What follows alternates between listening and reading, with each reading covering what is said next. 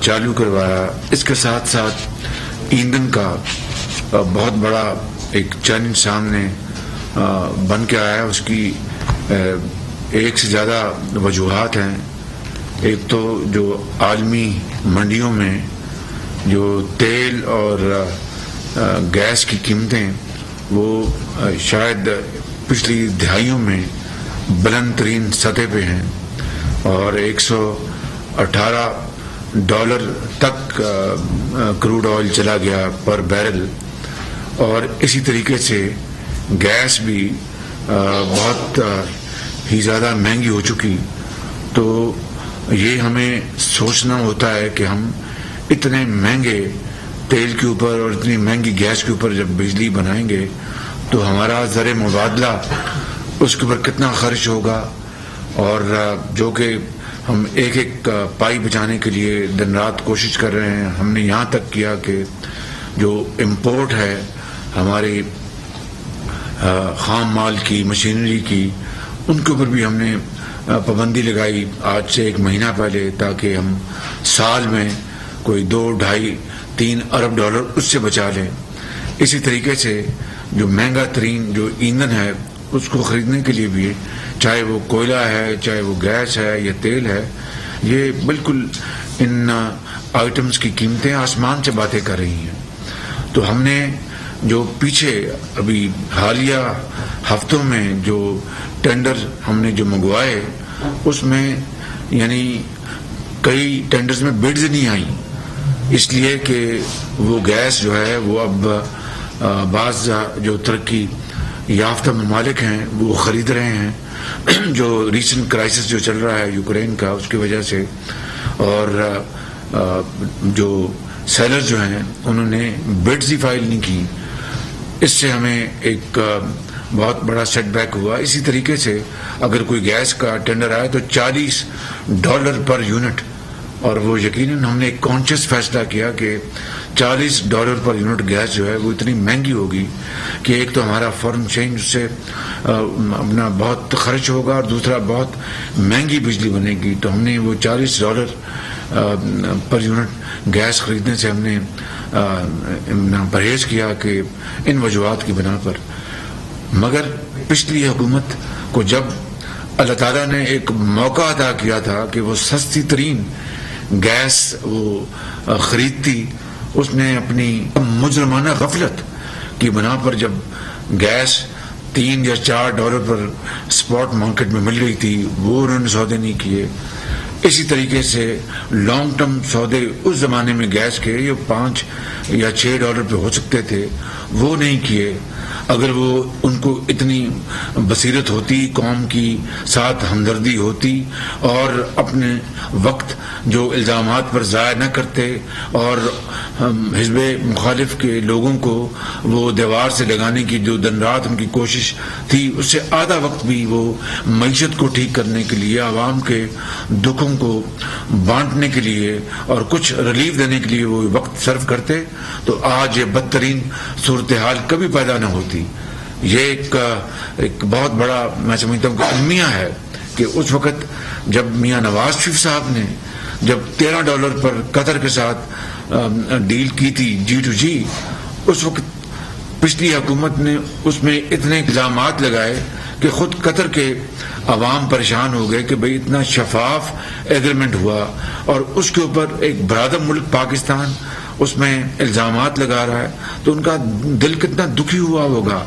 اس کے بعد ایک اور ایگریمنٹ ہوا 10.4 سینٹس پہ یہ اپنا 5 سال کا جو پہلا تھا 13% والا 13% والا وہ 15 سال کا ہے. تو میں یہ کہہ رہا ہوں کہ اگر $5 پہ اگر یہ حکومت جو اویلیبل تھی گیس اگر یہ کر لیتی لانگ ٹرم تو آج پاکستان کے اندر نہ گیس کا اتنا بڑا بحران ہوتا اور نہ ہی لوڈ شیڈنگ کے حوالے سے اور نہ ہی انڈسٹری اور ایگریکلچر کے حوالے سے اتنا بڑا کرائسس آتا. اس کے لیے ہم اب دن رات بیٹھے ہیں چاہے وہ کوئلہ ہے چاہے وہ گیس ہے اس کے لیے پوری کوشش کر رہے ہیں. انشاءاللہ انسانی حد تک اسی لیے بیٹھے ہیں کہ سر توڑ کوشش کر رہے ہیں کہ ہم کس طرح لوڈ شیڈنگ کے اوپر قابو پائیں. اب حالت یہ ہے کہ اگر عوام کے لیے جب ایک بہت شدید گرمی میں جب ان کو پنکھا نہ چلے تو وہ بد دعائیں دیتے ہیں، اگر گیس کاٹتے ہیں صنعتوں سے تو وہاں پر ہماری جو معیشت جو ہے وہ متاثر ہوتی ہے، اگر گیس کاٹتے ہیں فرٹیلائزر پلانٹ سے تو ہمارا جو زراعت جو ہے اس کو خطرہ لاحق ہوتا ہے، اگر گیس کاٹتے ہیں ٹیکسٹائل سے تو ہماری جو ایکسپورٹ جو ہیں ان کو دھچکا لگتا ہے. تو it's a very very difficult challenge کہ اور اس کے لیے ہم اب سر جوڑ کر بیٹھے ہیں کہ کیا بیسٹ آپشنز اویلیبل ہیں جس سے کہ ہم اپنی جو بجلی کی لوڈ شیڈنگ جو ہے اس میں ہم کمی لا سکیں. عظیم دوست چین کے حوالے سے جو ہمارے سی پیک کے تحت جو کوئلے کے پلانٹ لگے ہیں بجلی جو پیدا کرتے ہیں، اب کوئلہ جو ہے باہر ساؤتھ افریقہ میں اپنا قیمتوں کو آگ لگی ہے بالکل. اس لیے ہم اس وقت یقیناً ایک مشکل صورتحال میں ہیں، لیکن انشاءاللہ اللہ تعالیٰ نے چاہا تو ہم انشاءاللہ ان مشکل حالات سے نکلیں گے. دن رات کوشش جاری ہے. چائنا کے حوالے سے ریوالونگ اکاؤنٹ جو ہے وہ جو کہ نہیں کھولا گیا تھا، کمٹمنٹ کے باوجود پچھلی حکومت نے نہیں کھولا ریوالونگ اکاؤنٹ، اور اس سے چین کی حکومت کو بڑا سخت اعتراض پیدا ہوا تھا، اس کو بھی انشاءاللہ ہم ہینڈل کر رہے ہیں. اسی طریقے سے جو ایک حویلی بہادر شاہ میں 1250 میگا واٹ کا ایک نیا پلانٹ جو جرمن کمپنی سیمنز نے ہمارے زمانے میں وہ لگایا تھا، اس کی پہلی ٹربائن 2018 میں پہنچ گئی تھی اپنا سائٹ پر. وہ 2.5 سال پہلے یا 2 سال پہلے وہ چل جانا چاہیے تھا 1250 میگا واٹ کا وہ پلانٹ، لیکن وہ ہنوز بند پڑا ہے کیونکہ پچھلی حکومت کو نہ توفیق ہوئی نہ انہوں نے خیال کیا. کئی پتہ نہیں 30-40 ارب روپے قوم کے ضائع ہو چکے ہیں اوور رنز کی شکل میں اور دوسرے مدات میں، اور وہ پلانٹ جو ہے نہیں چل سکا. اسی طریقے سے جو ہمارے پن بجلی کے منصوبے تھے سی پیک میں ان میں تاخیر ہوئی، اور جان بوجھ کے میں یہ کہوں گا تاخیر کی گئی. کوئی دلچسپی کوئی نہیں تھی، اپنا چلتے ہیں پلانٹ چلیں، نہیں چلتے نہ چلیں. ان کی بلا سے پاکستان کے عوام کی کیا صورتحال ہے اس سے ان کو کوئی غرض نہیں تھی.